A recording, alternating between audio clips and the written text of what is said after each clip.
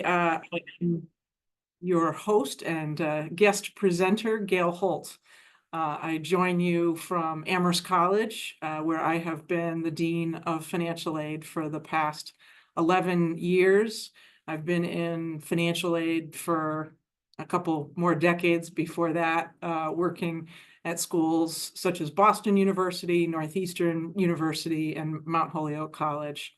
All that is to say that I'm very familiar with financial aid. I love helping families tackle and see the success of financing higher education. And I've been an administrator using the profile for quite some time. So I love talking about the value and the benefits of the profile, and that's what we're going to do today. So we'll get started. We certainly invite you to participate, excuse me. You can present if you'd like, I'm sure some of you can, but participate. And you're probably very familiar with Zoom tools such as chat and Q&A. And then there is a recording, and that information will be available after, if for some reason you have to leave early. And we'll answer your questions as we go. Sean Morrissey is the MEFA support system behind this, so we're glad to have Sean. And Sean will interrupt if there's something that needs to be clarified for the whole group. MEFA is just a fantastic partner. MEFA, I'm sure you know about MEFA or are starting to learn about MEFA, but they have a public service mission, and that's why they make such good partners with the higher ed and specifically the financial aid and admission communities and professionals. Their presence, there's plenty of presence on social media. So depending on how you've organized your information channels, I'm sure you can find MEFA on Facebook and Twitter and LinkedIn as well. So connect there so that you don't miss anything. I will give a shout out to MEFA emails. I think they're concise and appropriate and timely. And that's really the key, is having organizations that keep information timely. You can also access webinars and things through their events page. So feel free to check that out. So we'll get started with, for those of you who may be newer to the profile, we'll get started with what is the profile. The profile is an alternate application to apply for financial aid. So you may say, well, why would you possibly need two applications for financial aid? One is certainly intrusive, and some would use the word burdensome enough. All colleges do need to use the FAFSA, but probably more than 200 colleges and universities use the CSS profile. And so today we'll talk about why that is. But for colleges and universities that have significant financial aid to award themselves, the profile really is a better source to use for that. The CSS profile opens each year on October 1st. It's actually open right now. So if you're communicating with your students, this is perfect timing to share with them that they can start the profile. You may have heard that the FAFSA will not be available broadly to everybody on October 1st. The FAFSA is being rolled out to some very distinct groups for purposeful and targeted testing during the month of October and November. And the expectation is that the FAFSA will be broadly available coming the beginning of December. Another reason the profile can be used for both domestic and international students, so non-US citizens and non-permanent residents can't file the FAFSA, and so the CSS profile is useful for them. So why do institutions use the profile? Aside from it being more detailed, that might go in your box of being more burdensome and more of a barrier. But I really do feel strongly as a financial aid professional that the profile is really part of the access equation, as opposed to the FAFSA that really is a distribution tool. So the FAFSA is a very blunt instrument for distributing eligibility for federal funds. And then some institutions do use only the FAFSA, that is true, but usually those institutions also have very limited funds and they need a blunt instrument as well. The profile is able to customize and really target resources to students who need it the most. So the profile, what's behind using the profile is what's called institutional methodology. And this is a methodology that really is trying to take a detailed analysis of family resources and make sure that those resources are targeted appropriately. It's not all about income, as you'll see. We'll also talk about the struggles and strains on family resources that would impact a family's ability to pay for college. At Amherst College, for example, institutional methodology is a formula that is used across a broad spectrum of institutions. And at Amherst, we have a high population of students that actually have a lower family contribution with the institutional formula than they do with the federal formula. What that means at a school that meets full need is that a student might get more financial aid than they would just using the FAFSA. And so when you account for cost at those institutions, those higher cost institutions can at times be more affordable. And this applies even before at Amherst, before the simplified formula came in. So you may say, well, that's only because Number in College, came out of the formula for federal purposes, but that's actually not the case.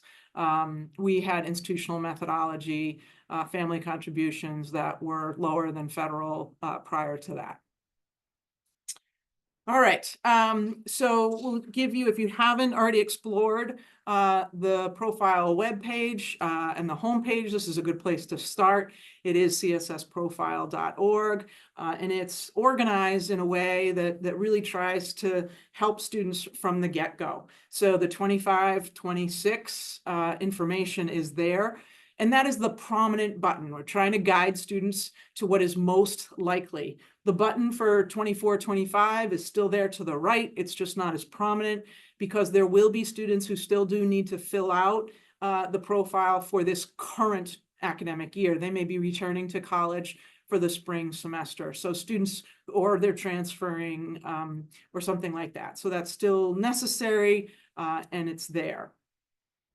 The list of colleges that require the profile, this is sort of a one-stop shop place where you can find out which schools are participating, and I'll show you that in a little bit. There's some tips. The information for parents is really helpful, especially when there's two households for a student, and guides them that way. There's also some resources with the Big Future program, and there's also detail, and some of this is available in Spanish, so that's helpful too.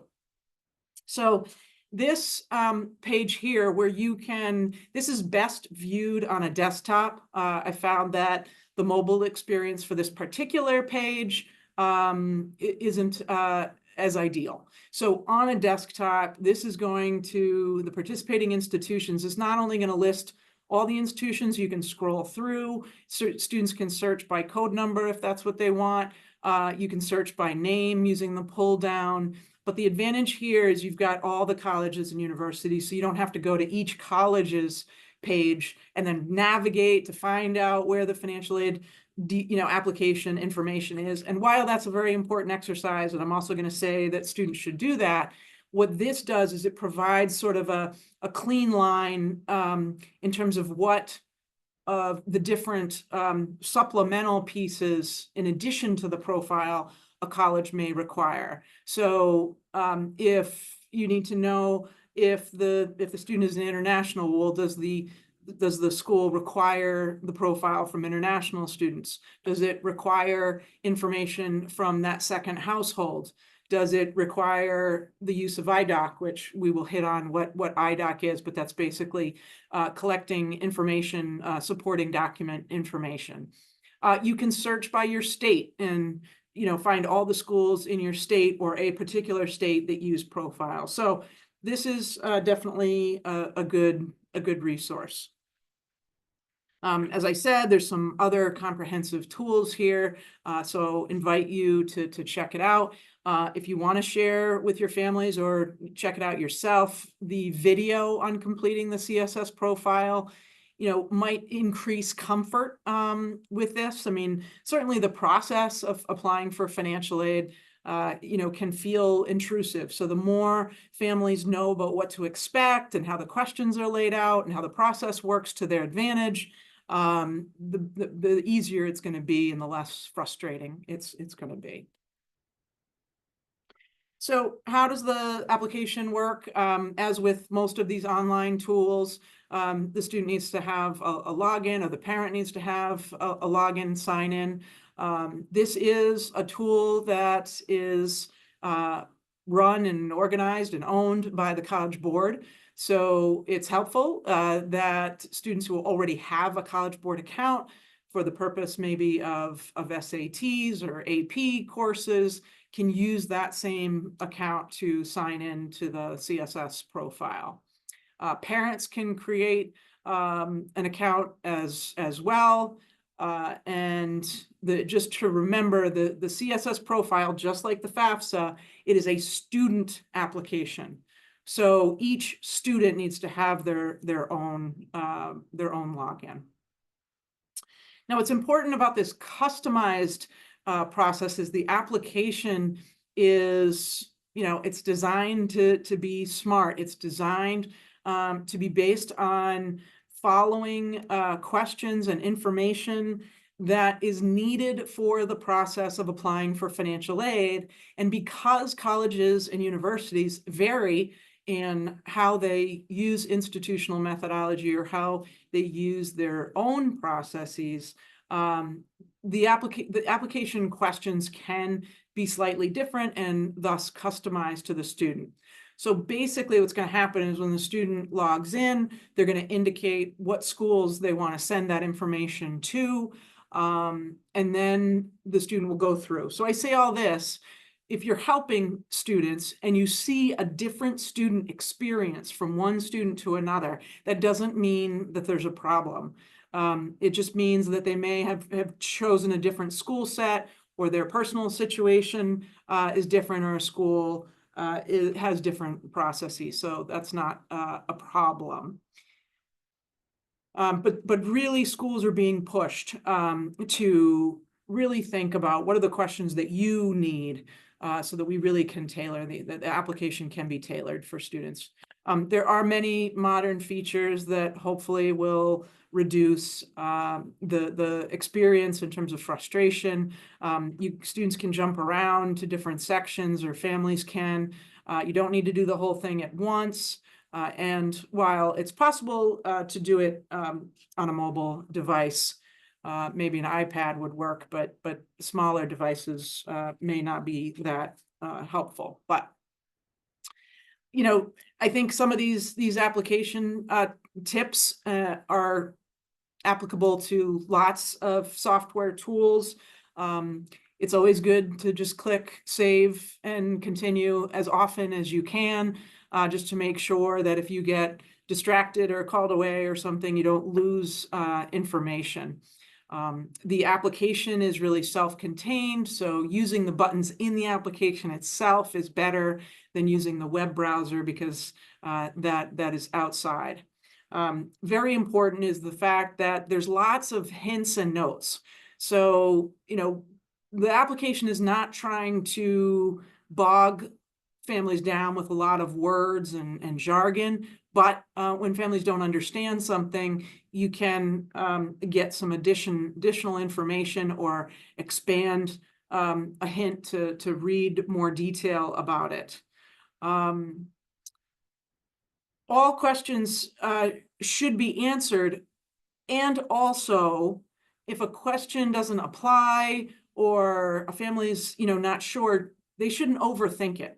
If it seems like this doesn't apply to you, then it should be either left, it should either be a 0 if it's a financial question, or it should be left blank if it's a non-financial question.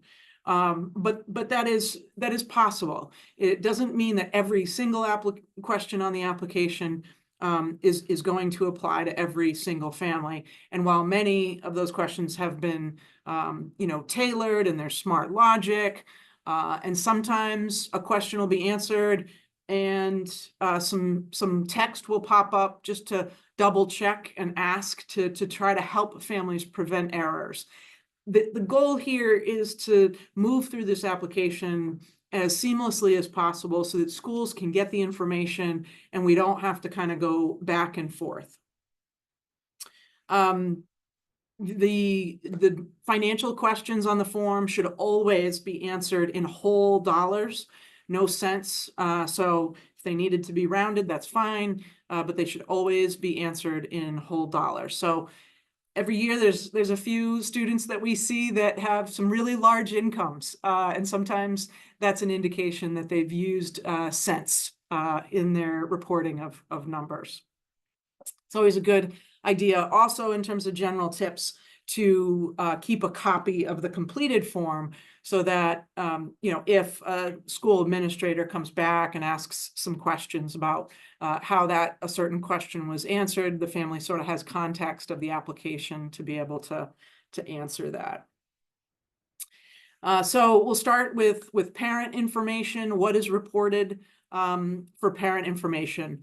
So the idea here is to really the family structure is so varied across students and who lives in their household and how many parents and who's married and who's remarried and who's no longer alive, and there's just all kinds of scenarios.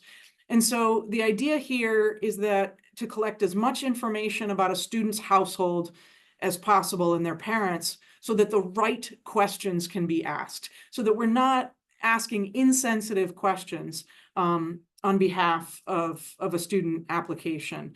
So in this information, students should always answer, all of their parents and all of their step parents. And if a parent has passed, they report that too, because if they indicate that situation, then the application can stop asking them further questions about that parent. But we need to ask some questions about, step parents to make sure that we are understanding the information. And that doesn't mean always that all of that information is going to be used, but it helps colleges to decipher and figure out what is going to be included and what should not. So the way that is included is to put, date of birth information and email addresses for those individuals. In the case of the profile, which is different from the FAFSA, legal guardians are reported as parents. So the profile tries to mirror the FAFSA in as many, similar ways as possible. This is one place that's divergent. And legal guardians, while that information is asked, schools may have different policies on whether the legal guardian information is used or is not used. So, that can be explored as the student moves forward in the application process. But current spouses are important. And then, as I sort of said just a few slides ago, in terms of what information schools will ask for, some schools will ask for information from both households when there are multiple households, a primary household and maybe a secondary household. Non-custodial is sometimes used also as a term. It's hard to get some of these terms exactly right that apply to all families. But either using the school's website or using that participating school page, it's schools that are reporting that information. It's not and they're reporting that information. We are reporting that information directly in the portal. So that page of participating schools should always be accurate, and it should always mirror a college's website. It's not that the College Board is trying to figure all that out. The student will list the non-custodial or the secondary household parent email address, and then the student will be able to follow up with that parent later. You may not in your world have that many independent students, but parent information is, schools get to decide what age they stop asking for parent information. So it may be age 24, it could be later, but colleges make that decision in their application settings. So this is an important one. You know, what happens when the secondary household information, non-custodial parent information is not available? This has really improved over the years. Again, trying to, reduce as much as possible the harm that students feel in having to go through this process of reporting what are sometimes very uncomfortable situations. Sometimes they're not, but sometimes they are. So that's also part of the process of listing the parents. If a student doesn't list another parent, there are follow-up questions to ask why. Why did you not list a parent? Did you not list that parent for reasons such as they're deceased, or they're unknown, or they're incarcerated, or they've been involved with abuse? And then there's some additional questions or responses that students can provide, listed here about single adoptive parents, or children that were conceived by a single parent at the time of conception, or that they're not in contact with the non-custodial parent. And it's through these questions that then colleges are going to decide if additional information is necessary. So on the College Board site, there is a waiver on the CSS Profile page. There is a waiver request form. And so this is designed so that students can just fill this out once, and then they can send it to multiple colleges if they need to. It is also possible that based on how students answer some of these above questions, they may not get asked for that waiver request. And that, again, is a good thing. It's designed to reduce barriers for students. But I have seen that's not a universal path. Some institutions have decided that they need the confirmation. Some institutions have decided that they've done the analysis, and there was enough evidence to show that the information they received was accurate and correct, and so they might as well just not ask for the information up front. And again, I think that is part of the success to trying to create access for students. So in the many cases where a second household is functional and will need to provide this information, their information on the profile, they complete a separate and a secure profile. They are going to the same website. They're creating their own parent account. They don't need to enter any student information because they're going to link the account. So the student has to complete the application or start the application first. And the way this works is that the secondary household can't complete or start the application until at least one college that requires their information is added. Again, we're trying to reduce how much information is shared and make sure that it's only shared if it is actually needed. So once the student puts in schools that they're planning to apply to, the student can then send an email to that parent. They send it with the student's ID, the CB FinAid ID, which is the link that would connect the student's account with the parents, because they are separate and secure. So the parent, that second household, is not going to see the colleges, or they don't select the colleges, excuse me. They do see the colleges, but they don't actually need to worry about selecting the colleges. That's behind, controlled behind the scenes if it's necessary. Second households can use fee payment codes. We'll get a little bit further into that in just a little bit.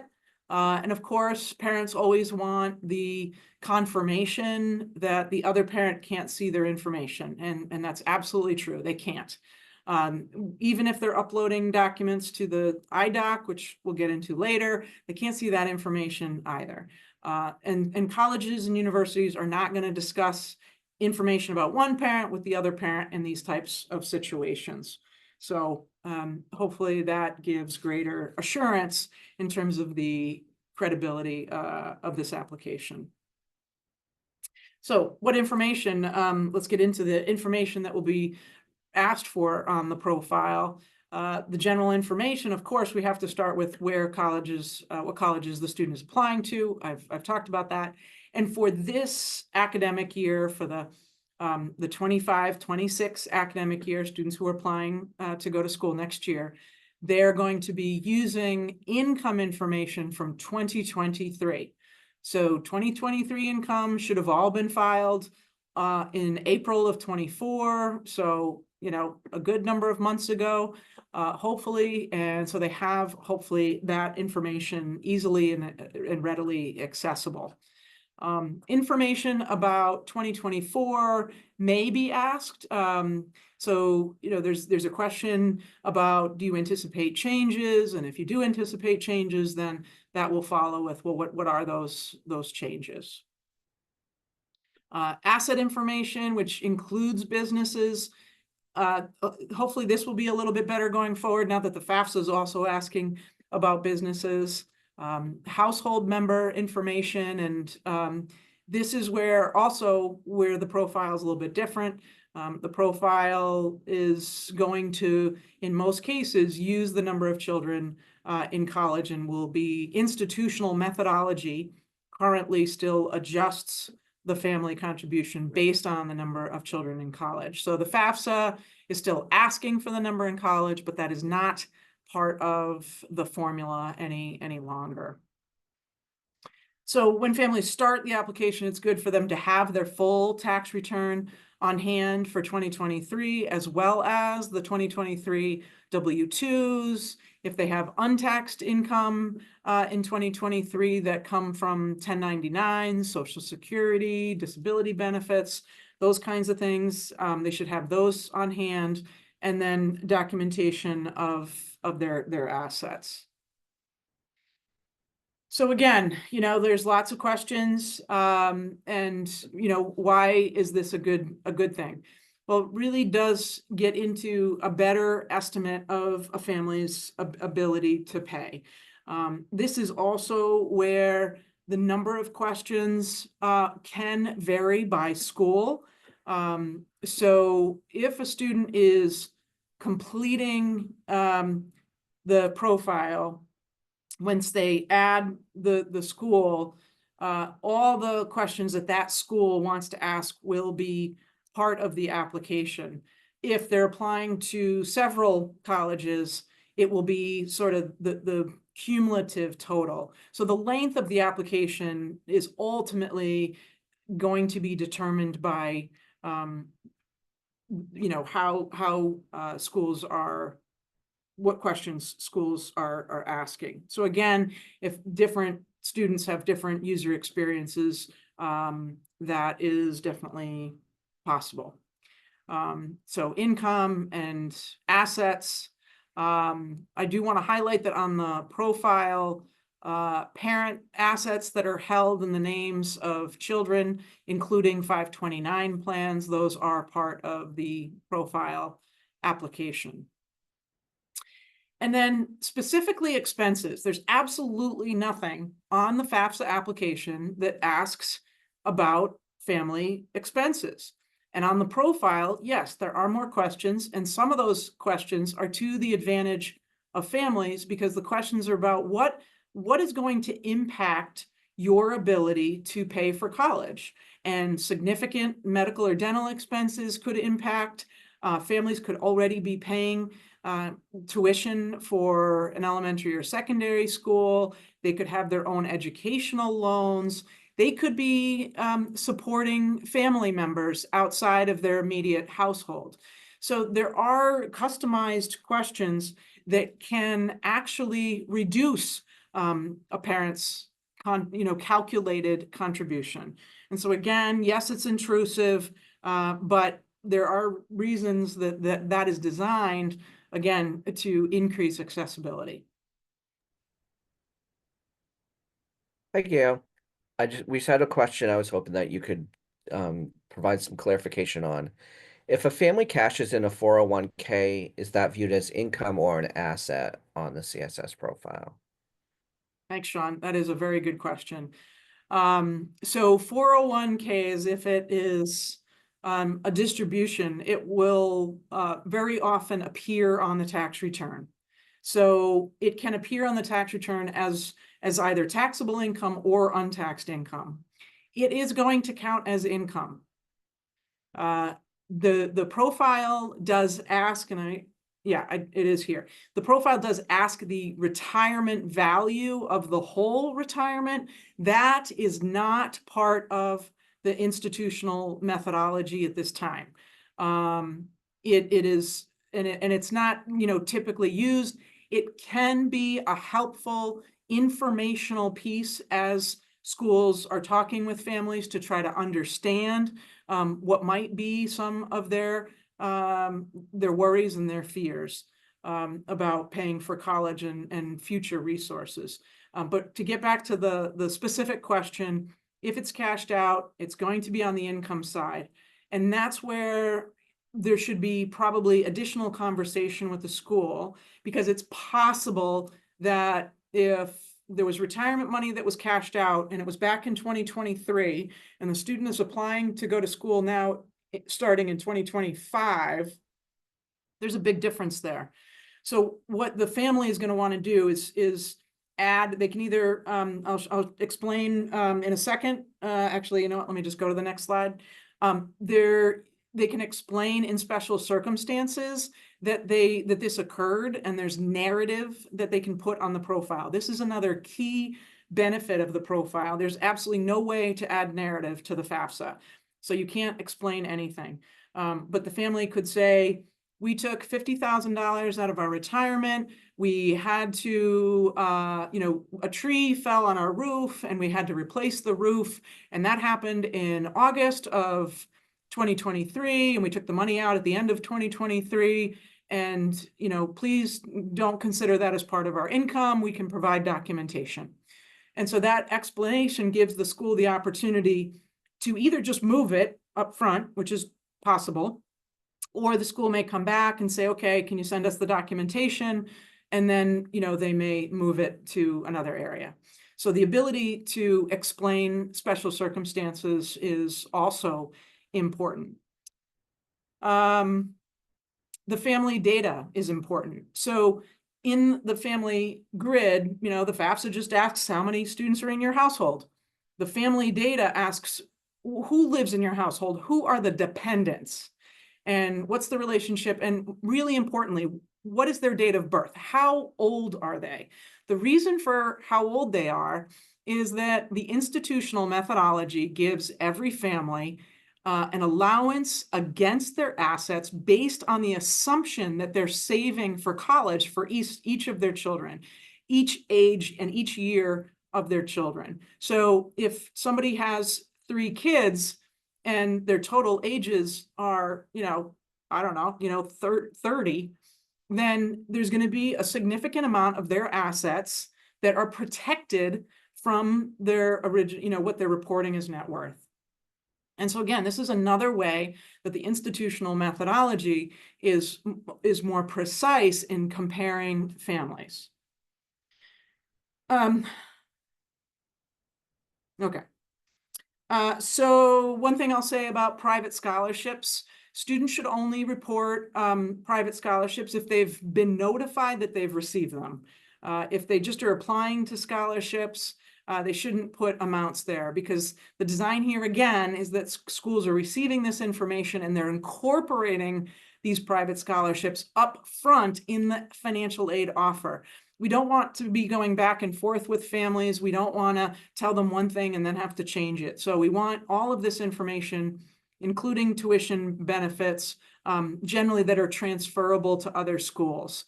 If there's a tuition benefit that's only available to one school that the student's applying for, it's probably not helpful to send that information to a lot of schools. Or if you report that, if the family reports that tuition benefit, they should say, this benefit was reported, but it's only applicable to, a certain state school or something like that. It only applies to, UMass or something. But usually those schools know, what students are getting anyway. Supplemental questions, there is a limited subset of questions that schools can add to the application. And for those of you who have been familiar with the profile for some time, you may remember an era where there were lots of supplemental questions, and everybody asked supplemental questions and they all added up and it doubled the time that it took to complete the profile. That is no longer happening. The College Board has pushed colleges and universities really, really hard to reduce those questions. So there are still some, but nowhere near to the degree that they used to be. I'll also add that when a student fills out the profile, they can always come back and add another school. So I believe that students should only add the profile, add schools for the profile that they are certain that they're going to be applying to, because it is a fee-based application, which we'll get to right now. But because it's a fee-based application, wait until you're certain that you're applying to that school. And you can always add schools later. If you say, oh, last minute, oh yeah, I decided, yes, I'm going to apply to Amherst College. They can add that in. And then at the point that they add that other school, if there's a section of the profile that wasn't initially asked but is required by that school, then that information will come up at that time. Again, we're just trying to ask what is necessary at that point for the student, not asking students to answer and families to answer more than they absolutely need to. So because of all the work that goes into this application, it does cost money. And so the initial application is $25, and that's a little bit cheaper to file additional school reports. You can pay with a credit card or a debit card. Non-custodial parents, second household, only pays one flat rate, $25, regardless of how many schools. And then there are ways for the fees to be waived, and this is also important because the waivers, for those who have been in this working with the profile for some time, the fee waivers have grown over the years to, again, make it more accessible for all levels of socioeconomic status. So if a family meets a low income criteria, which is under $100,000, if they are an independent student from the standpoint of not having, the parents, they're an orphan or a ward of the court, then they get a fee waiver. If they've already received an SAT fee waiver, then they can receive a fee waiver for the profile.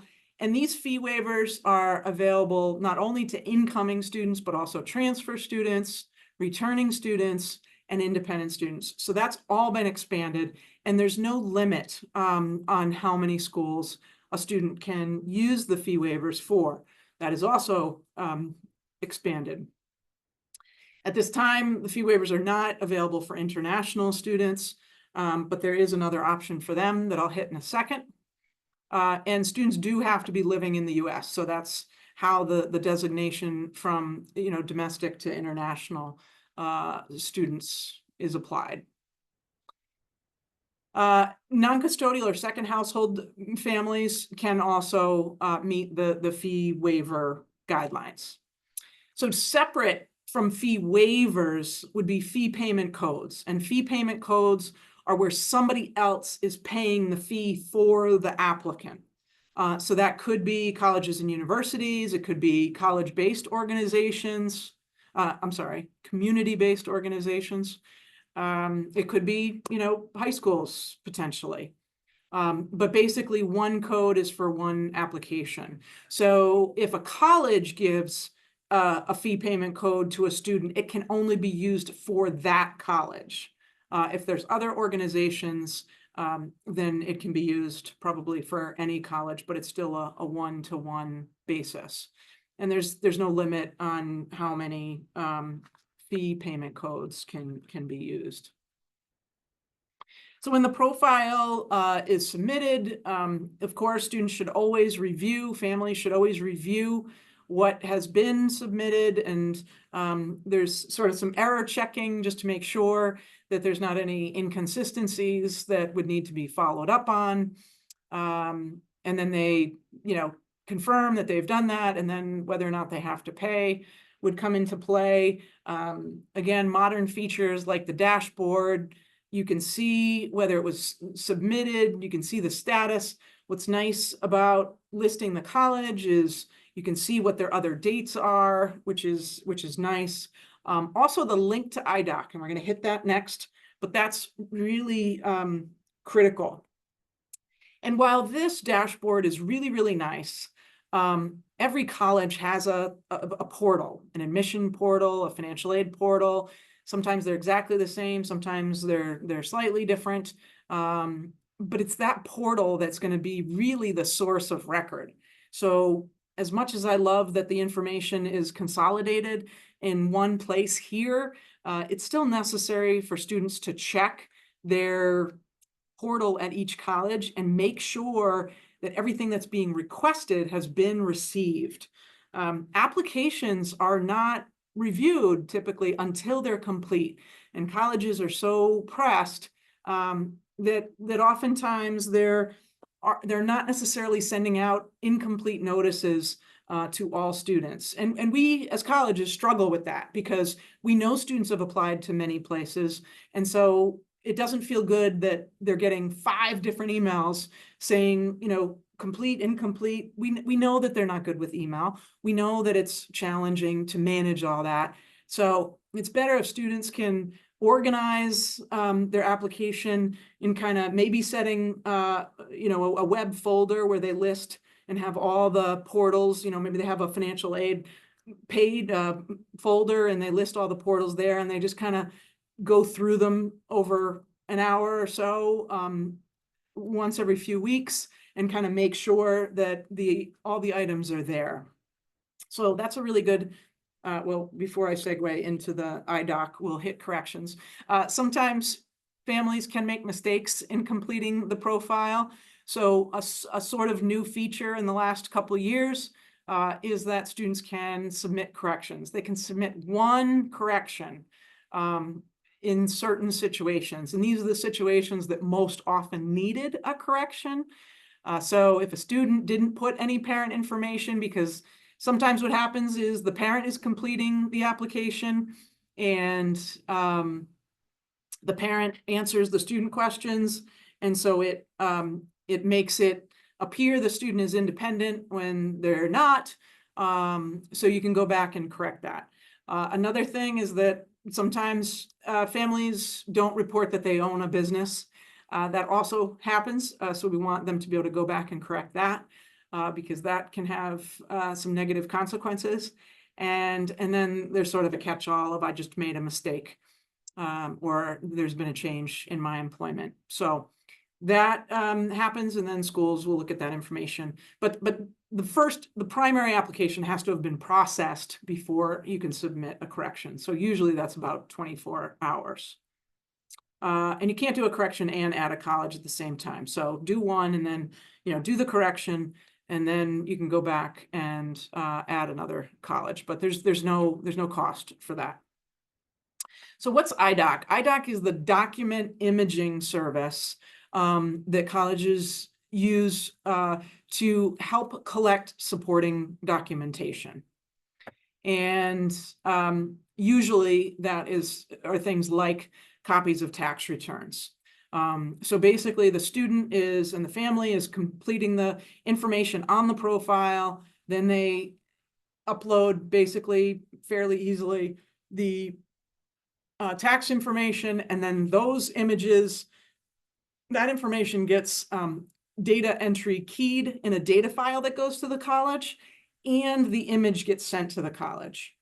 And this is to make sure that we're, again, reducing errors and making sure that there's high quality of information on here. So this is why the schools portal is so important, because oftentimes families don't include all the pages of their tax return, and colleges will maybe sometimes add the missing piece to their portal, but they're not adding it back. It's too hard to go back to the IDOC portal and add it there. Some colleges may do that, but most, I think, do not. So, the most common thing is when colleges say all pages and schedules, just do all pages and schedules. The most common pages that are omitted would be the Schedule 1, probably 1, 2, and 3. And then sometimes on the Schedule 1 would indicate if there's also a Schedule C or a Schedule E. Again, it's easier for the family if they just send everything all at once. And again, applications aren't going to be reviewed until they're complete. So students, really should be checking the portal to make sure that it's complete. Colleges all have the dates by which they're asking for this information.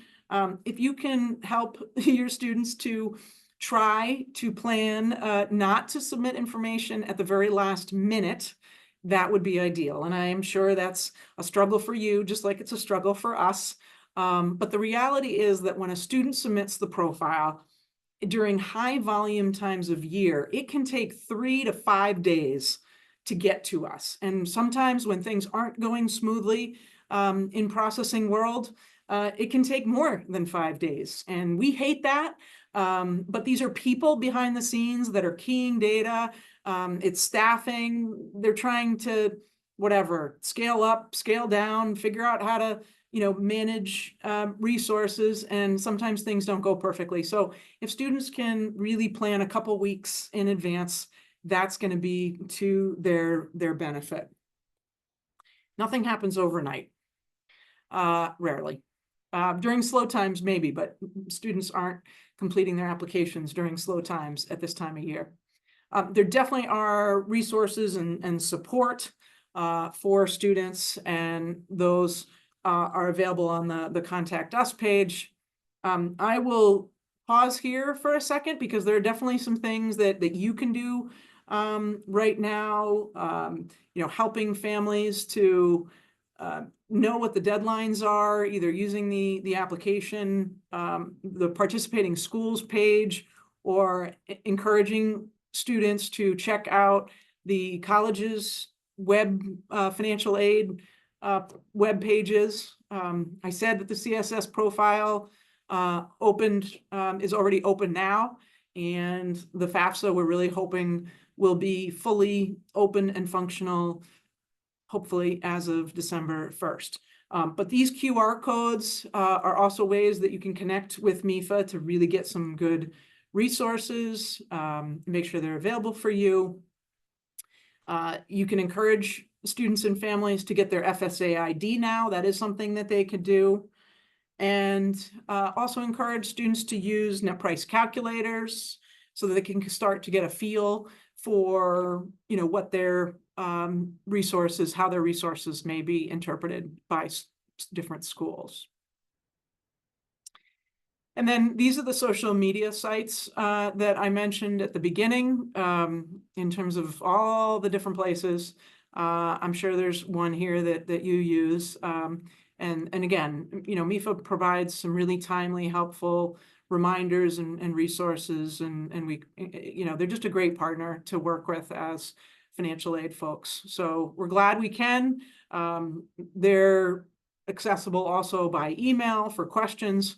And we would certainly love to take some of your questions now in the remaining few minutes of this webinar. And thank you so much for, for joining us.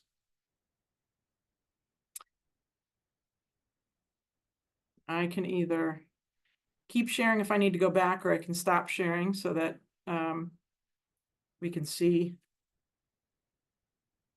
each other a little bit more. Hi, Sean, Gail. were there any questions that came through? Currently, there are no open questions. Oh, awesome. I'm going to take that as I did a fabulous job. You really did. You're very thorough. I do want to address, I don't think I said this at the beginning. I think, oftentimes folks attend these webinars looking for, what's brand new, what's the latest and greatest. And I think that the key theme of 25, 26 is hopefully stability. So there really aren't changes to the profile, because I think all of us have had enough change to last us for some time with the FAFSA. So we'll let the FAFSA get everything squared away. Profile will stay stable and predictable for a little while, and then we'll go. But I think that the work that's been done in recent years really brings the profile to a better place. And also, I would love to hear if you have a different opinion on that, and if there's some places that you think the profile can continue to improve. I'm always happy to be a vocal ambassador in my conversations with folks who work on the profile and at the College Board. Thanks, Gail. A question did just come through. Is there a place on the Common App that shows families that CSS needs to be filled in addition to the FAFSA? I don't think so. I think the best place is to use the participating colleges page on the CSS profile, or going to the college's direct web page. Oftentimes admission web pages will also list financial aid timelines, and then they usually link to the financial aid office as well. There's so much information in Slate that I think it's challenging to add more there. One more question. Do parents create a parent account separately with their own information with the link provided in the student's email invite? The secondary household, so the student will email the secondary household if that is applicable, and then that parent will create their own account with their information. What they should remember is that they're not adding any student information that's not necessary, and that sometimes confuses people because they think, oh, I'm filling out the application, it's for me. It's not really, it's for the child, the student, but it's the parent's information. In terms of the primary household, that if the parent is creating the account, if you're not using the College Board account, then that primary parent can also start that application. And at that point, student information would need to be included, because that's the starter part of the application. I hope that sort of made sense. Yes, thank you. Great, we're warming people up now. And one more question. Do students have anywhere to submit GPA academic awards and the such on the CSS profile? Not on the CSS profile.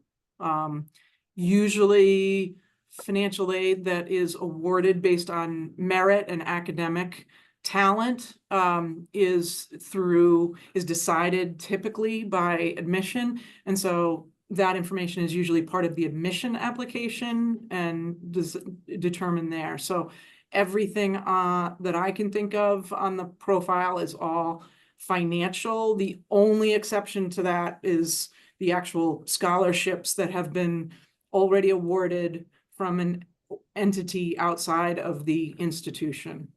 And that's sometimes something that can be confusing for students too. I've seen many students who answer that external scholarship question reporting their Pell Grant. We know about the Pell Grant, we know about the eligibility. So really the only items that should be reported in that external scholarship question are the ones that are coming from community-based organizations, or the high school, or churches, and things that are outside of federal and state and institutional sources. One more question. In the explanation section, can you explain a student is physically disabled and unable to do work, study, or work during college? Um, Certainly in the explanation section, you can put any narrative you want. I don't think that's in my financial aid administrator position. I would say that's not necessary. So when student employment is offered as a portion of the financial aid offer, there's no requirement that a student accept it. Some schools don't even have students actively accept the awards. So it's not necessary, and it's highly unlikely that an institution would replace that student employment with grants and scholarships. However, I think a better time period would be after the offer is received and a student is narrowing down their resources. They could certainly be in touch with a school and say, are there any other options to student employment if I have an accessibility issue and can't work? Maybe there are jobs that would still be options for that student. In our student employment office, we have accessibility requirements. And so students can still apply for jobs, and they work with that supervisor to determine if they can meet some components of being able to work. And that's all happens on a college campus, just like it would happen in the rest of the real world. Thank you, Gail. I don't see any other open questions at this time. Great. Well, that was perfect timing then. So Yes. thank you all again for joining us on this start to the week. I hope it's been an okay Monday afternoon for you, and hope the rest of the week goes well. Thank you. Thanks, Gail.